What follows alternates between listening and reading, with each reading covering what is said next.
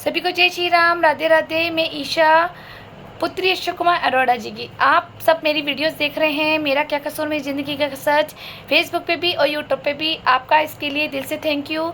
जो मेरे पुराने व्यूवर्स हैं वो सब मेरे साथ जुड़े हुए हैं, जो नए व्यूवर्स हैं वो प्लीज़ यूट्यूब पे जा कर के मुझे फॉलो कर सकते हैं। आज आपने लास्ट वीडियो मेरा देखा होगा, लोकी के ऊपर इशू था। ये छोटे छोटे पल हैं, ये इसलिए बताना चाह रही हूँ कि इस तरह से मेंटल स्ट्रेस दिया जाता है ससुराल में, जो कई बार माता पिता हमारे खुद के भाई बहन भी नहीं समझ पाते कि अरे झूठ बोल रही है, ऐसे कोई होगा, ऐसे कोई होगा। होता है, क्योंकि मेरी सास जैसे इतनी मीठी बन के रहती है, अरे ये तो बहुत अच्छी, राम राम जी, अरे ईशा तो बहुत अच्छी है, ये वर्ड्स होते थे फिर मेरे सामने, ईशा तो बहुत अच्छी है। लेकिन फिर घर वाले कैसे समझेंगे, ईशा को कौन समझेगा कि ईशा के साथ हो क्या रहा है।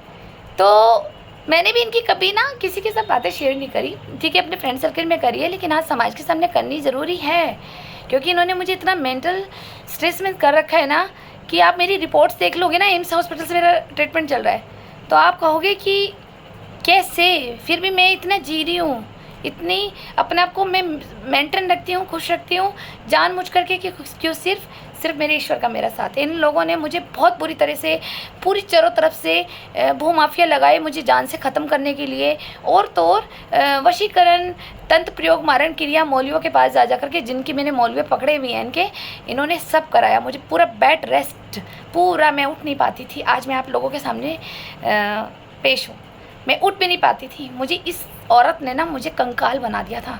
कहाँ मेरा 58 केजी वज़न था और कहाँ मैं 34 वज़न पे आ गई थी। इसने मुझे इतना बीमार कर दिया था कि डॉक्टर को भी नहीं समझ आ रहा था हुआ क्या, और कैसे कैसे प्लानिंग इन्हें करी इस औरत ने, परमात्मा देखेगा। चलिए मैं आपको आगे की वीडियोस बताती हूँ। आपने मेरा क्या कसूर मेरी ज़िंदगी का सच, लौकी वाला इशू देखा होगा, लौकी की सब्ज़ी के पीछे एक इशू हुआ था, पार्ट 35, लेकिन मैं आपको 34 के आगे बताना चाह रही हूँ। उसमें 34 वीडियोस में लास्ट वीडियो में ये था कि वो किराएदारों को भड़काने गई, ठीक है, उनकी बहू और सास के बीच में। अब वो क्या हुआ कि ये इशू मुझे पता लग गया कि हमारी सास उन्हें भड़का रही थी, उनकी सास भी हमारी सास के साथ चुगली कर रही थी, तो इन दोनों को इनसिक्योरिटी हो गई। इन्होंने कहा अरे इसने तो सुन ली सारी बात। अब ये क्या करेगी ईशा तो जिस बहू के लिए बुराई हो रही थी उस बहू को बता देगी, भाभी को। मैं उनका नाम नहीं लूँगी क्योंकि किराएदार है, और नाम नहीं लूँगी मैं, वो समझ गई होंगी, उनकी पहली वाली बहू, सबसे बड़ी वाली बहू। उनको ये लगा कि ये ईशा हमारी एब्सेंट में हमारी बहू को भड़काएगी, ये कह करके कि तेरी सास भी चुगली करी थी, क्योंकि उनके 4 बेटे हैं, तो और हम इनकी सास भड़का रही थी। इनको कंफर्म हो गया था, क्योंकि भैया सत्य की नारी है, इंसाफ दिलाएगी सारी औरतों को, तो ये तो उसके आवाज़ में खड़ी हो जाएगी, उसके पक्ष में खड़ी हो जाएगी।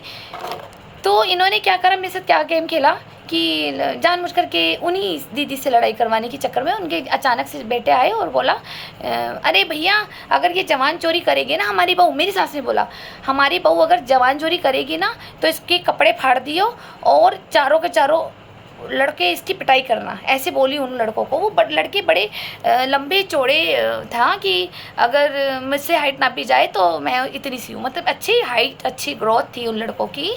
और बोल रही है कि भाई उनकी मम्मी को भी और उनके बेटों को भी कि अगर ये तेरे को कुछ बोले, ईशा कुछ बोले तुम लोगों को कभी, तो इसके ना जूता निकाल के मारियो, इसके कपड़े फाड़ दियो, नंगी करके बाहर कर दियो। ये तो है ही लुच्चे खानदान की, इसकी माँ भी ऐसी थी, इसकी बहन भी ऐसी है, इसका बाप भी ऐसी था चोर।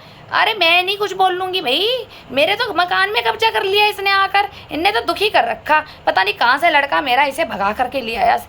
अब देखो शादी धूमधाम से हुई, सारा पैसा ले लिया, अब इनने मुझे बोला कि ये पता नहीं कहाँ से भगा करके ले आई।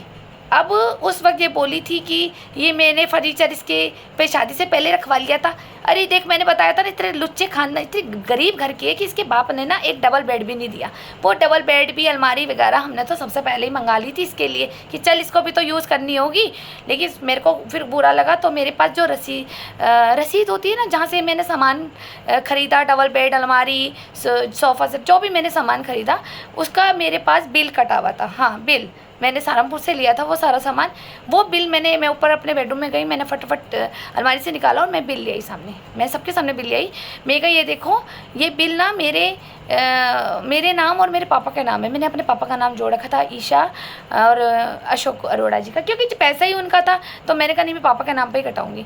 लेकिन फिर भी क्या कह रही, अरे नहीं ये तो छोटी रसीदें बना दी इसने, तुम्हें बता रही है कि ये आई बड़ी। अरे भैया जब इतने अच्छे ख़ानदान की थी तो हमारे घर में क्या कर रही, फिर जब इतने अच्छे ख़ानदान की थी हमारे घर में क्या कर रही है। हमारा तो तुझे पता लग रहा ना हम क्या चीज़ है, हम बदमाश हैं, तुझे क्या पता। तब मुझे इतना नहीं पता था कि ये देह व्यापार में है।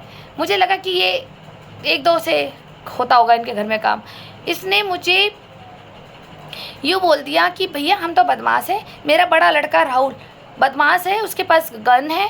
और उससे मुझे डराती थी कि उसके पास गन है, अगर जुबान खोली ना तूने तो फिर तो देख ले मैं अपने बड़े बेटे को बुला लूँगी राहुल को, ठीक, वो तो बदमाशों के साथ रहता है, रात को ही ठाँ कट जाएगा पता भी ना लगने का रो है। अरे काके के लिए कमी है क्या लड़कियों की, मेरे पास बतेरी लड़की है उनको बोल रही, क्यों भाई है ना हमारे काके के लिए कोई कमी है। वो भी चुप थी, उन्होंने कहा कि अरे आंटी बात को ना बढ़ाओ। अच्छा वो भी उनकी मजबूरी थी, वो किराएदार थे, कुछ बोलेगी भी नहीं आंटी को भी ना मुझे।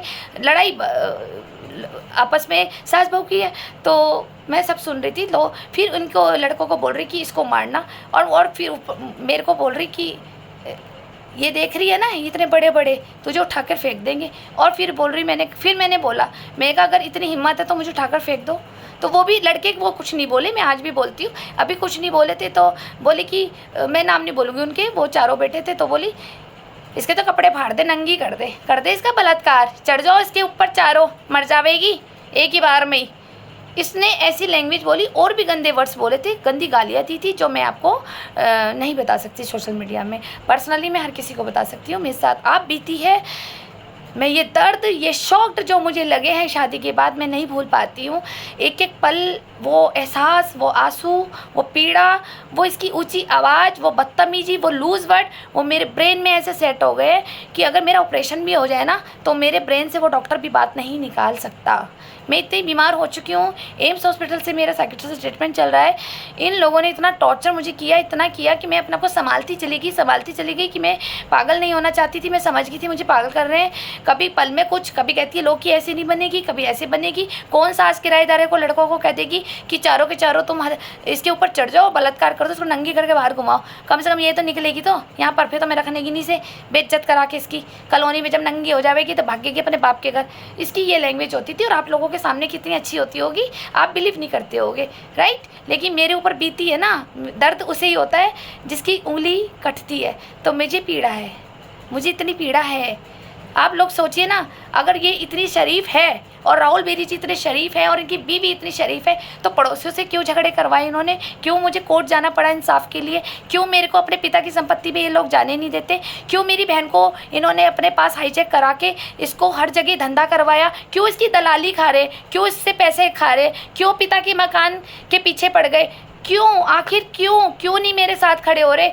अगर ये सही हैं मेरे साथ इंसाफ क्यों नहीं खड़े हो रहे। राहुल बेरी जी खड़े हुए हैं, मेरी सास खड़ी हुए हैं, मेरा पूरा परिवार बेरियों का खड़ा हो जाए ना। मेरी बेटी कहाँ है कोई ढूंढ के नहीं लाता, ठीक है। इन सब ने मिल कर के उसको नचाया, उस सब की दलाली खा रहे हैं। बड़ी बहू को तो बना ना सके धंधे वाली, लेकिन बदला लेने के लिए उस बच्ची को इन्होंने बना दिया। पता नहीं कहाँ उसको आगे आगे भेजते चले गए और मुझसे दूर करते चले गए। इनकी प्लानिंग प्लॉटिंग कैसे कैसे आगे मुझे पता चली कि ये देवे पर कराते। आप मेरी वीडियोस देखते रहिए, मुझसे जुड़े रहिए। मैं 1-2 दिन में कभी गैप बना लेती हूँ क्योंकि मुझे कभी टाइम नहीं मिलता वीडियो बनाने का, लेकिन आप फिर भी मुझसे जुड़िए। जब तक मेरी पूरी स्टोरी लास्ट तक ख़त्म नहीं होगी, जब मैं खुद कह दूँगी कि मेरी ज़िंदगी का अब सारी स्टोरी का दी एंड है, तब आप मुझे इग्नोर कर सकते हैं। लेकिन मुझसे जुड़े रहिए। आप मेरी वीडियोस देख रहे हैं और किस के साथ ऐसा होता है, किसने ऐसा, सास किसकी ऐसी है, प्लीज़ मुझे कमेंट सेक्शन में बताएं। और मुझे क्या करना चाहिए, कहाँ इंसाफ लूँ अपनी बच्ची को ढूंढने के लिए। इन्होंने मेरी बच्ची की दलाली खाई है इन लोगों ने। मैंने ये न्याय भी ऊपर वाले के हाथ पर छोड़ दिया है। धन्यवाद।